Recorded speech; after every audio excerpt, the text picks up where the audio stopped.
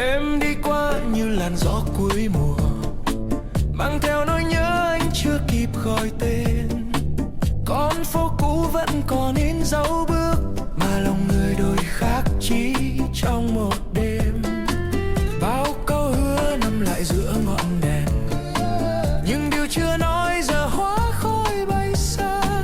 Anh đứng giữa những điều dang dở ấy, tự hỏi lòng mình ta mất nhau thật nào.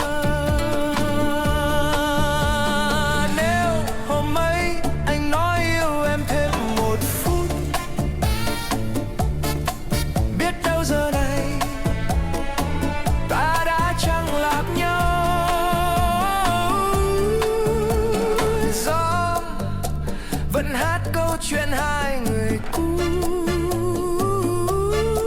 chi tiết là mình đã bỏ qua nhau.